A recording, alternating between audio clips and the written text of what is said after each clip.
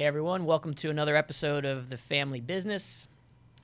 I am pleased to introduce two folks that I've known for a long time that I think the world of, Omari and Kavita Bouknight. Welcome to the show, guys. Hey, Thank you. You're Happy to welcome. be here. Yeah, well, Family Business, the whole point of the podcast is to discuss the intertwining of careers and family and how the two of them affect each other. And I thought of you guys immediately when someone suggested, what about if you did couples? Because I'm only going to do individuals at one point. And actually, that guy's sitting behind the board right now, and he's the one who said, why don't you do it more than just one person at a time? And you guys are the first people I thought of. So it's just funny that here we are. So wanted to catch up with both of you and let you introduce yourselves a bit. Kavita, you can go first. Just give a quick 1 minute on what you're doing now, because the initiative you're behind is substantial. I'd love people to learn a little bit about you. Yeah, so again, thanks for this opportunity. I have basically been working on developing a direct-to-consumer health education portal. Basically feel as though there's really limited amounts of good quality data or educational material for folks to really understand what's happening with their condition. And so we have direct-to-consumer courses available that run the gamut across different chronic conditions. And initially we started with respiratory conditions, asthma, COPD, sleep apnea, really with things that are happening with COVID. Really feel like this is an important area for people to really feel more comfortable about and help them to better understand, hey, what is my condition? How does it affect me? And even for family members and caregivers to better understand their condition. And what makes our courses different is that they're all video-based and incorporate a ton of 3D animations and analogies. Unlike today, what you find if you go onto traditional health websites, it's really text heavy and can be really hard to understand. And I think a lot of times people feel like they have to, get their MD overnight to truly understand how to best manage their condition. And our passion has always been, how can we really help folks feel more comfortable about what's happening in their body and give them all the things they need to best understand how they can better manage it. So it's matchhealth.com, correct? It's actually Match Health Academy. Okay. Yeah, you had mentioned that had become the academy. Okay. Go ahead, please. Yeah, so broader umbrella is Match Health, where we offer other types of services. But in particular, Match Health Academy, we recently launched a couple of months ago to serve in this capacity in terms of providing direct-to-consumer courses. Yeah, I went through it, and it's impressive. And also from a parent standpoint, it's terrific when you really don't have a grasp of what your kid is going through and be able to pull that up and sit with them and show them. I was imagining, I'm like, okay, if I had a child who had asthma, I could let them watch this, and it breaks it down in a way that they can understand it. I mean, for those of you that don't know, Kavita has a significantly deep background behind this, and we'll get into that later. But we've got the right person driving that bus. And here's her other half, is the anchor of the family. Omari, if you can give me a minute about, I don't know, are we allowed to say what you're doing at the moment? Yeah, absolutely. Okay, shoot. From my side of things, it's other than serving sort of in the background on Match Health, I've taken a little bit more of a straight line path on my career, really focusing on commercializing novel cardiac therapeutic devices. And it's been both sort of on the larger, more public company type structure, and then the last 10 years more on the smaller private company. And just recently transitioned into a much larger organization focusing specifically on structural heart technologies. Yeah. Let me just say this as well, everybody. Still waters run deep with this guy. I have the luxury of knowing hundreds and hundreds of people, and Omari is in the top 1% of the people that I've met, and I don't say that lightly. So we'll unpack some of that during this conversation, because on top of this all, he's a heck of a dad and a husband. So you guys have twins. How old are they again? They're 10. And you got boys, so it's nonstop. Nonstop. Yes. So we had to beg, bribe, and steal to get them to be quiet for this discussion. Yeah, they're welcome to hop in, man. I got no fear. I got my buddy, my boy, he's my buddy too. He's 13, and him and his knucklehead friends come running in all the time and whatever I'm doing, and they don't care at all.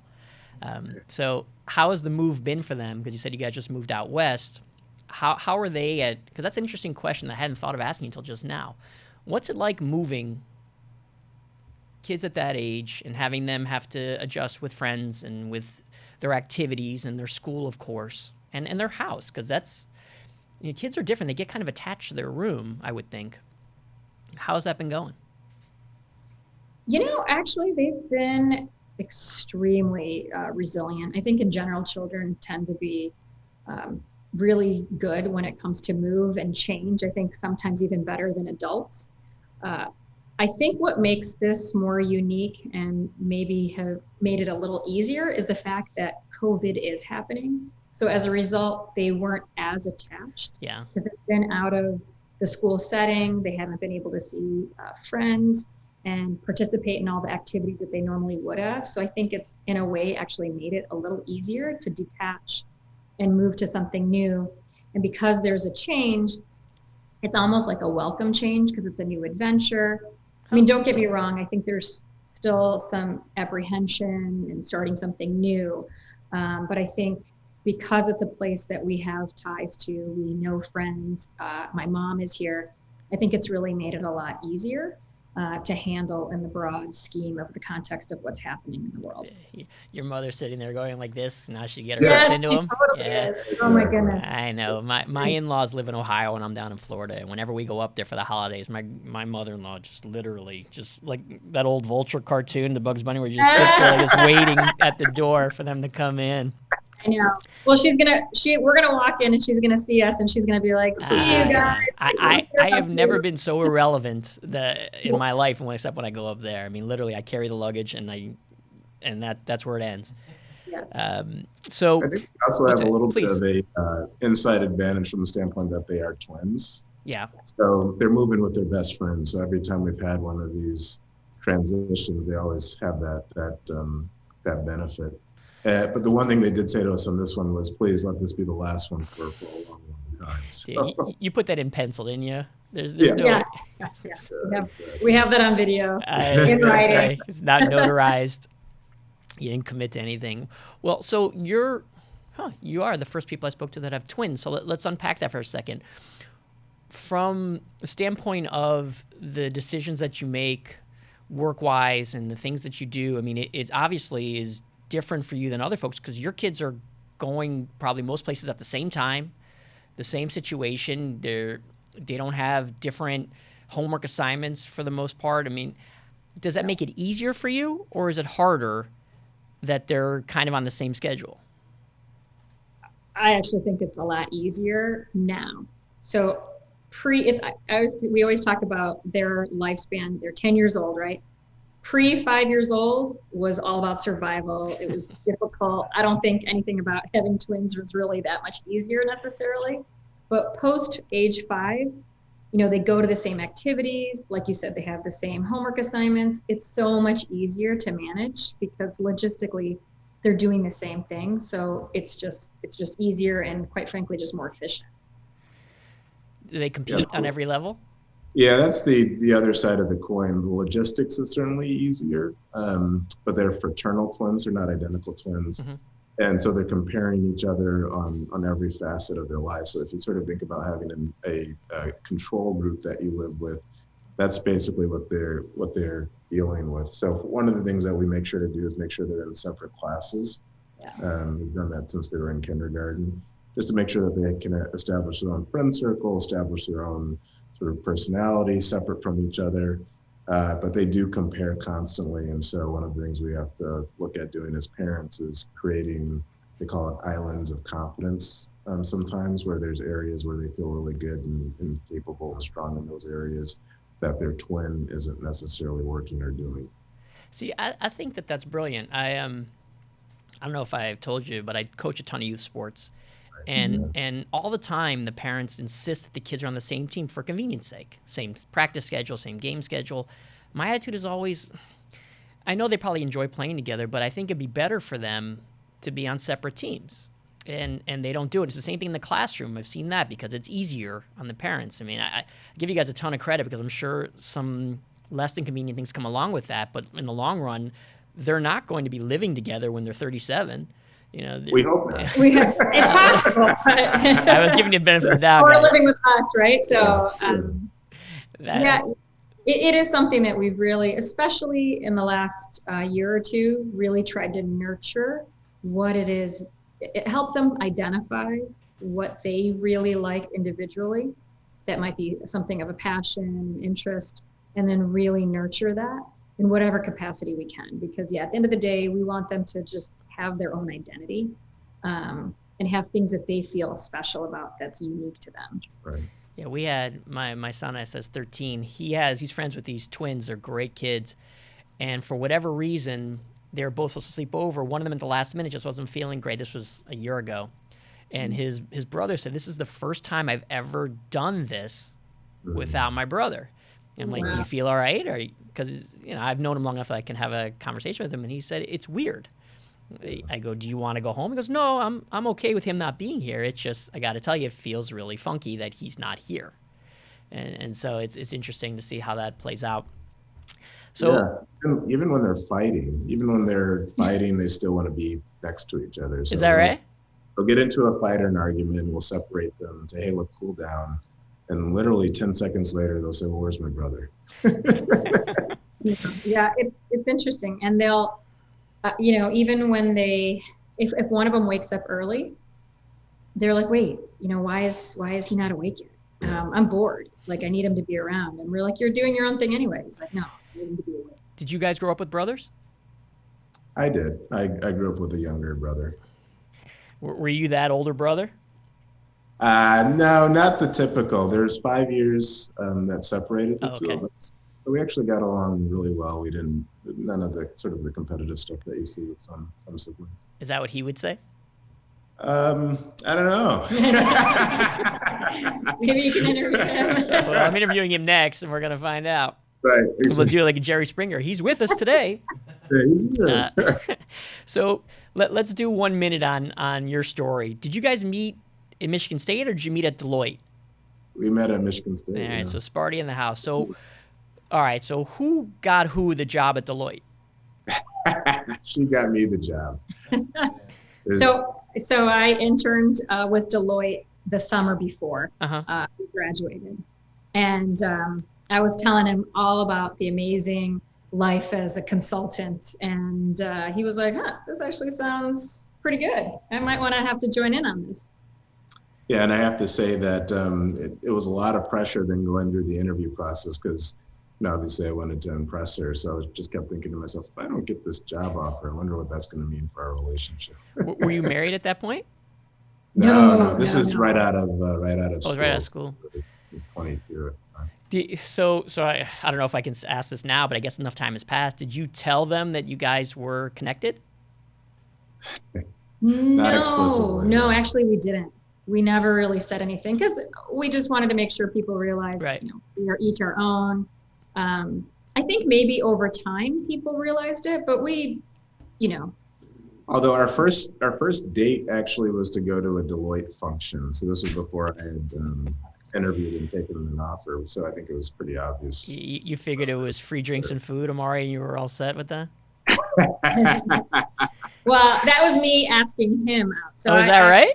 For the first date was You're me chasing this guy?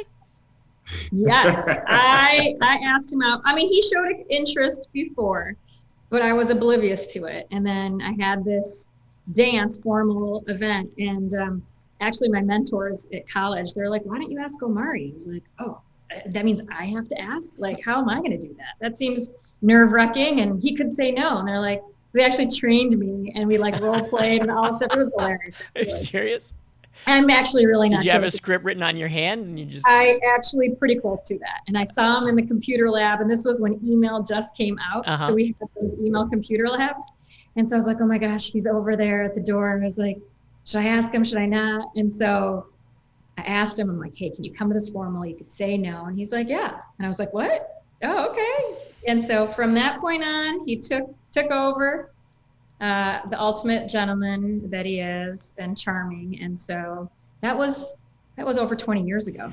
Yeah, I know. I didn't want to say it out loud, but that's that's the truth of it. It's one of the negatives of being in this business so long is I age too. I know. No, you don't age. No one ages.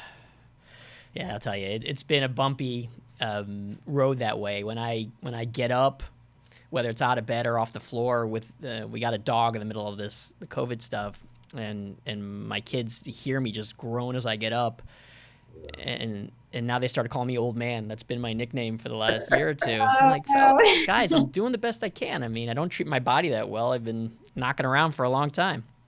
Yeah, you'll see. Your kids are gonna laugh at you, Omari, when you grab your back or you can't see the distance. I have to ask my son, who is that? I can't see them. They're too far away.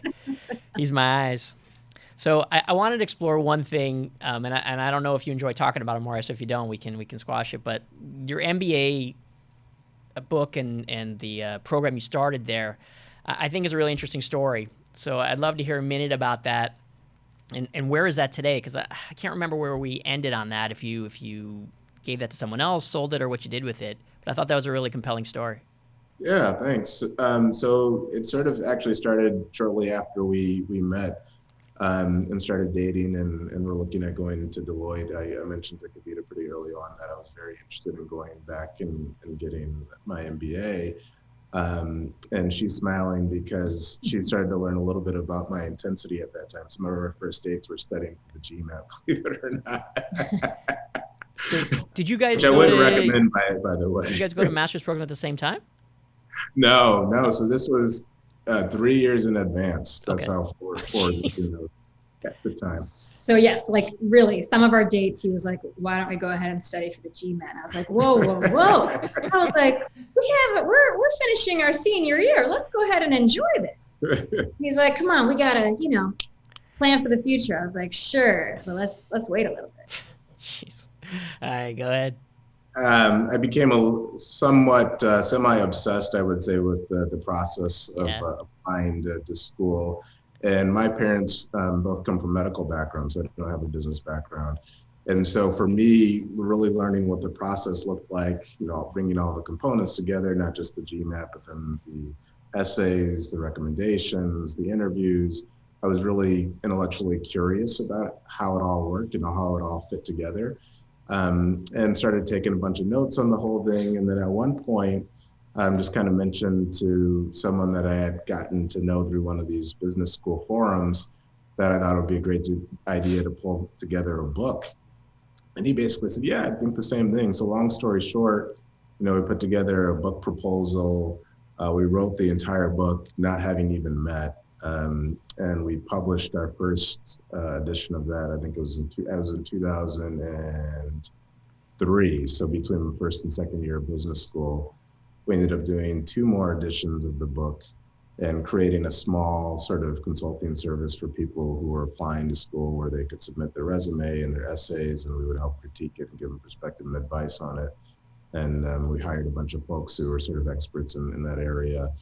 And over time, that did okay, and we ended up selling it to the largest private GMAT test prep company, Veritas, and eventually they were acquired.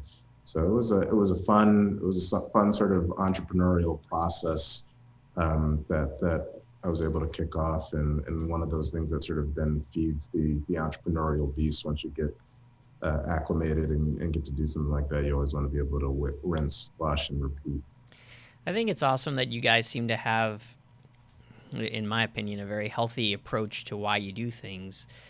It's not just for yourselves. It seems to be a common thread that a lot of the things that you try to do involve helping someone else along the way. Not to get too cheesy, but I know you guys are the kind-hearted types, and I can't tell you how many people have worked with both of you, and it's a consistent comment that everybody makes. It's just a pleasure to work with. You really took care of me, always there for me, on and on and on. And so it doesn't shock me at all, but I always thought that was compelling. It was one of the first things that you and I talked about years ago, and I just was like, wow, that's brilliant that somebody took the time to help some other folks out.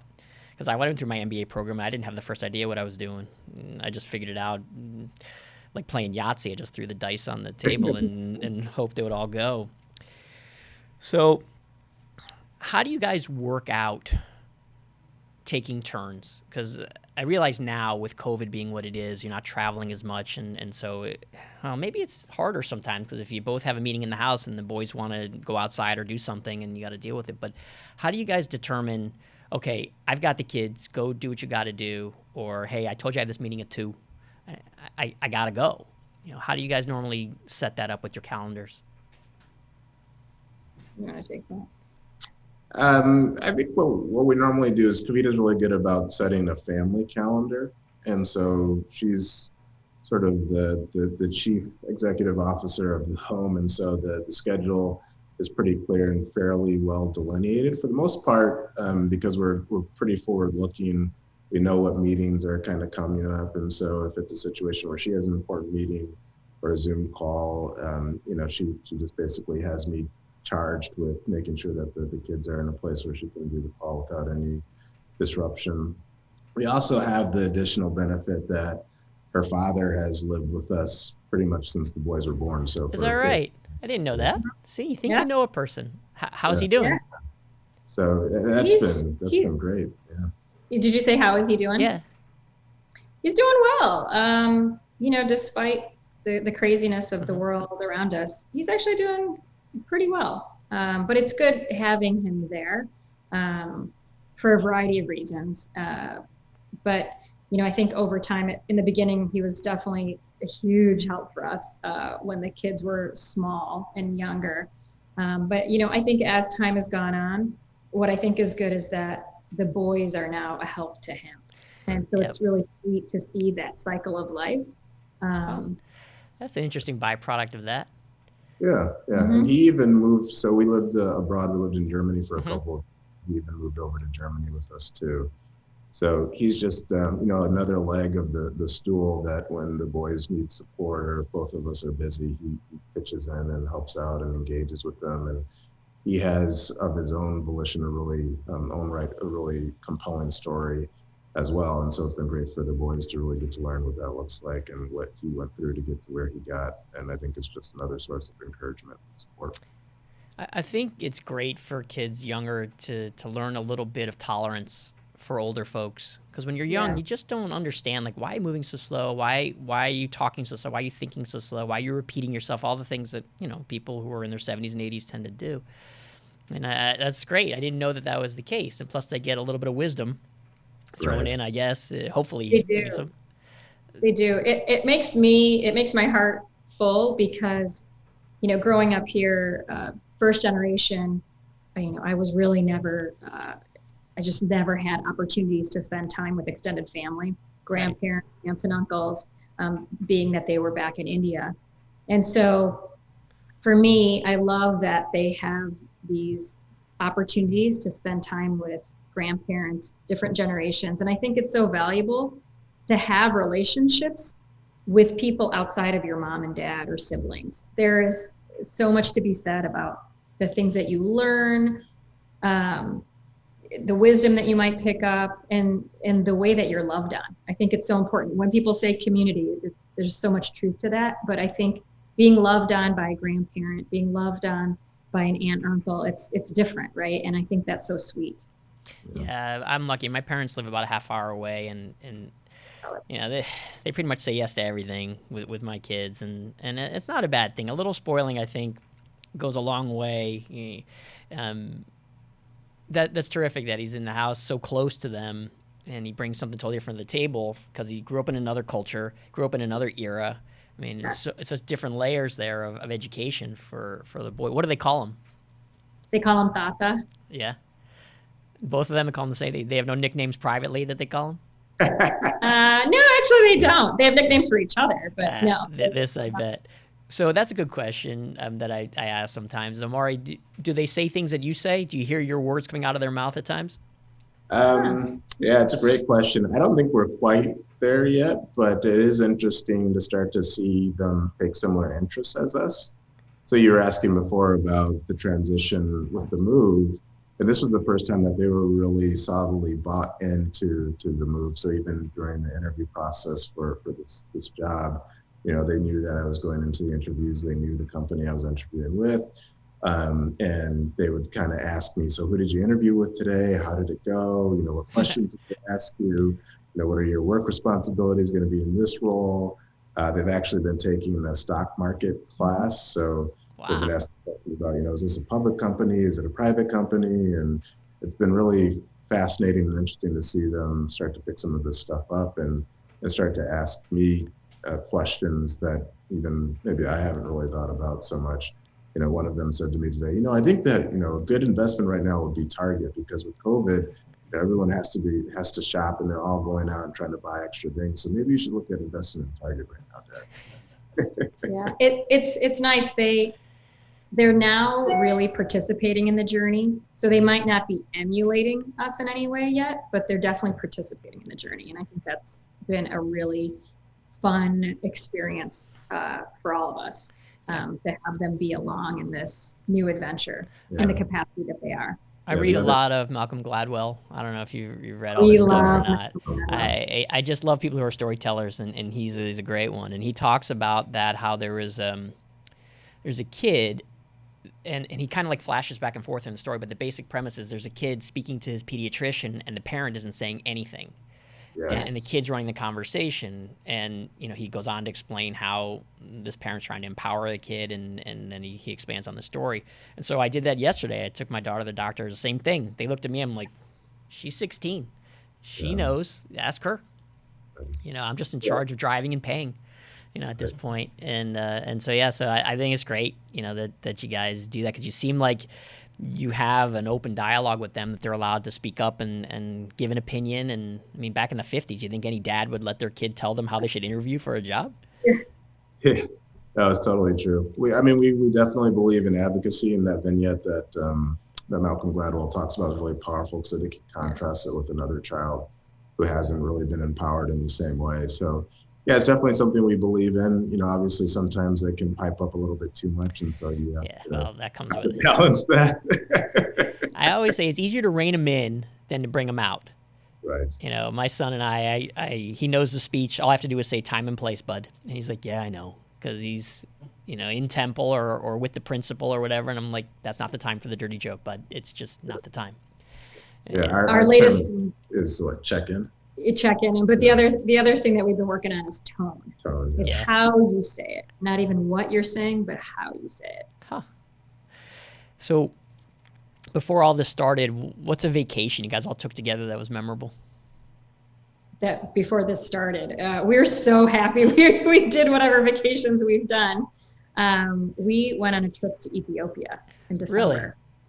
And that was awesome. Each and every one of us loved it. How'd you choose that? I mean, that's a fairly exotic destination. Yeah, it's funny. We got that question quite a bit. So, and then my joke was always because we love the food, which actually there was quite a bit of truth around it. A lot of truth around it. Yeah. Oh, is that true? Yeah. Oh yeah, we're all huge fans of Ethiopian food. As a matter of fact, because obviously it's a pretty far trip.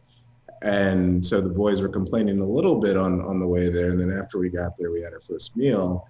And one of them says to us, well, if we really knew what the food was, we wouldn't have had any problems coming here at all. And we said, well, we've been trying to explain to you. And they were like, well, we just didn't really quite get it. So outside of the food, I have a very close friend and colleague who's Ethiopian by descent. She was born here in the U.S. And she was going back, and she said, you guys should come with while we go. And our attitude is always sort of to grab the bull by the horns. I don't think she anticipated that we would say yes. Exactly. But who is this?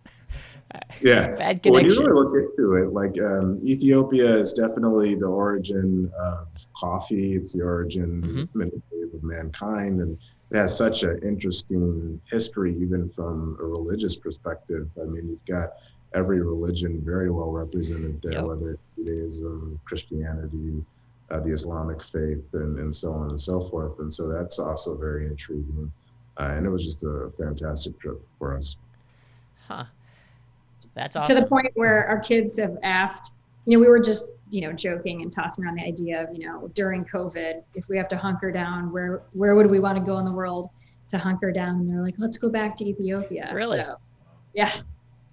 Wow. That's a good question. I'm going to ask when I get home. We went to London right before all this started for New Year's Eve, and both my kids loved it there. We just had a ball. And my daughter, can I go to school here? I'm like, Olivia, there's plenty of schools in the States. Let's breathe a bit. This is what I'm dealing with. So since you guys are both been healthcare for a large portion of your career, if not all of it, what do your kids think about a career in healthcare? Have they asked you about that? Do they tend to gravitate towards that, or what you're doing is not as interesting to them?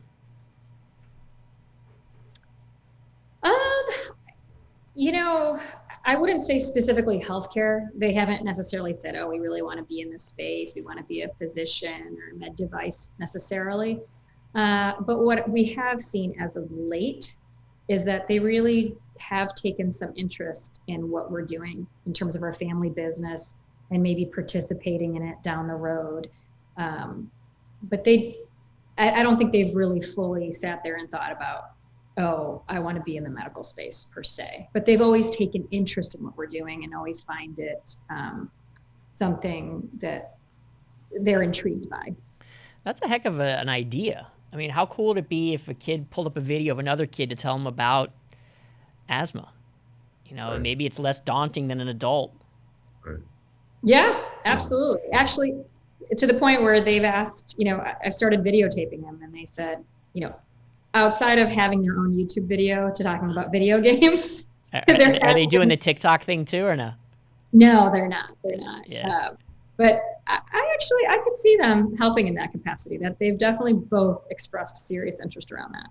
Well, from my experience, my kids are a little older than yours, I would say one of the most important life skills to encourage is them being able to speak in front of a crowd, or just public speaking in general. Absolutely. You don't realize how many times it's going to come up. My son had his bar mitzvah last year, and in front of a couple hundred people, he was just running the show. It was unbelievable. I never saw him in that vein be that in control of everything and everybody. He was directing traffic throughout the entire thing. I'm like, look at this. It must be so sweet to see. It's just to see him in that light. It is awesome, because I knew he was a character, but I didn't know that he would take over. And he did, to the point where the rabbi's like, okay, Spencer, okay, I got this. Yeah, he's a handful, that's for sure.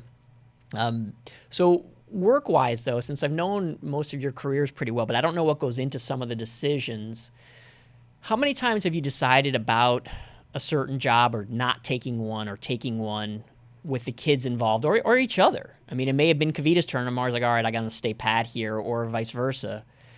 How do you guys come to those conclusions? Because there's so many variables in that equation.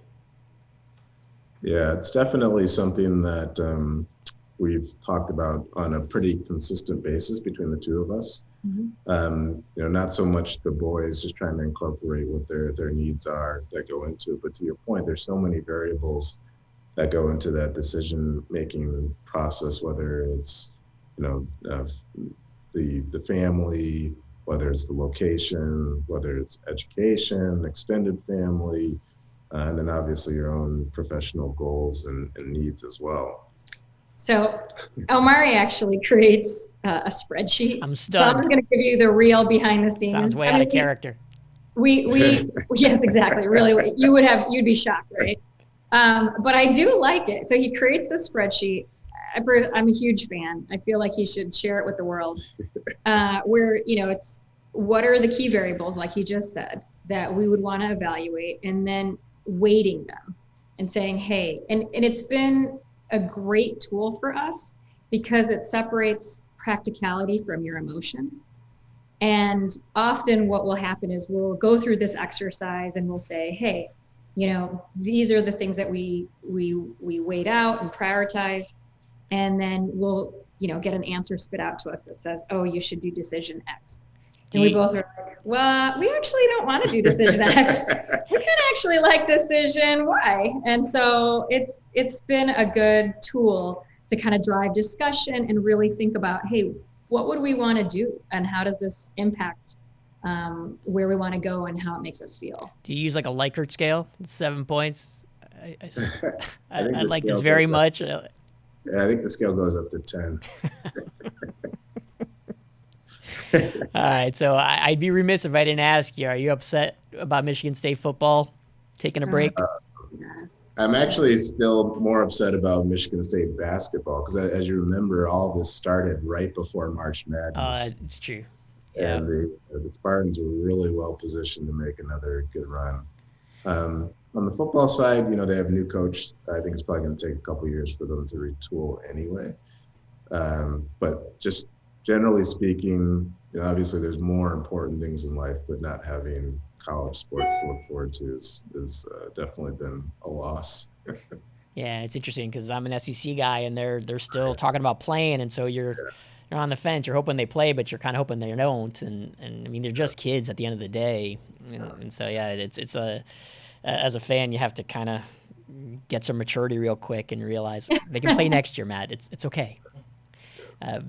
So wanted to check one last thing on you guys is that you're there in California now, and California being, especially San Francisco, one of the best areas within the medical device community on the planet. Was that intentional as well, or did you move there just because the opportunity brought you there? No, that definitely was intentional for that reason, but probably even more so. We sort of took a step back and said, where do we want to be for the next 20 years? And try to frame out sort of a 20-year plan for ourselves in particular, because we don't want to keep moving the boys around and having them switch schools and school districts, and they're going into 5th grade. So we really wanted them now to have the opportunity to stay in the same school district until they get through high school. We just think that'll be better for them. And then certainly they're happy and excited about that. So peeling that back and saying, okay, well, we want to be in the same spot for the next 10, 15, 20 years. Where have we been that we would really enjoy being? The fact that we've got family here, we've lived here before, we've got a ton of friends and support, and it's good professionally. It was kind of the obvious point to come back to the Bay Area. And then it was just really a question of, okay, where in the Bay Area do we want to live? And that was an interesting conversation as well. It's great. I'm glad that it was a circular kind of life cycle for you guys, and it worked out so well, because that's why I was asking the question. I figured as much. There was going to be heavily kid involved in that decision or where can we lock and load and stay for a long time? I mean, if you had got a great job in Atlanta, you probably wouldn't have been able to stay after 5-7 years. You would have to move again. Yeah, so the Bay locks you in. That's terrific. Well, have I missed any stories, any funny travel stories where you guys are rushing to get back to make somebody's flute lesson, or were you doing anything that you had to come back to? Sometimes you're traveling and you find out, oh my goodness, they have a playoff game, or they have something important that I want to make sure I make. Has there been any of you guys running through airports and trying to make sure that you're there? Yeah, absolutely. There've been a few. Probably one of the more poignant ones recently was I think a year and a half ago. I was in a conference in Taiwan, and a lot of times with a lot of the travel that I do miss things here or there. And Kavita always jokes that I always manage to get stuck somewhere in the absolute worst period of time. Anyway, I had an infection when I was there. Obviously, this was pre-COVID, but it manifested in a way where I had a severe headache and fever. And she was meant to have a procedure done the day after that I got back. And, we had an agreement that by all means necessary, that I would be back to be able to look after the boys and, make sure that everything in the household was set and take care of the food and everything. Because this was on the family calendar. This was on the family calendar, so I have to be there. So anyway, it literally hit the morning I was meant to fly back. And this is 14-hour, 15-hour trip. So I just kind of sucked it up and popped some pain medication and found my way back. He was a trooper. Yes, that's great. Kavita, is that just like a box check, or do you give him some credit? Oh, no. He gets some serious credit. I felt bad. I told him, I said he should actually stay and not worry about it. I mean, I could always reschedule my procedure and it's not a big deal. But I think he also was like, I don't really want to be stuck here dealing with this. So, no, there's been many a times. Like he said, he was joking around, but I honestly feel like he would always be gone, traveling right when the twins had like a major like health issue, and I was like, really, right now? But it's all good. We survived. It's the nature of raising a family, unfortunately. Well, look, I can't tell you how much I appreciate you guys sharing and being so transparent. You guys have had such interesting lives, and I thought it would resonate with people out there. So thank you so much for making this time. Any last closing thoughts? Anything I didn't mention that you guys thought we should share?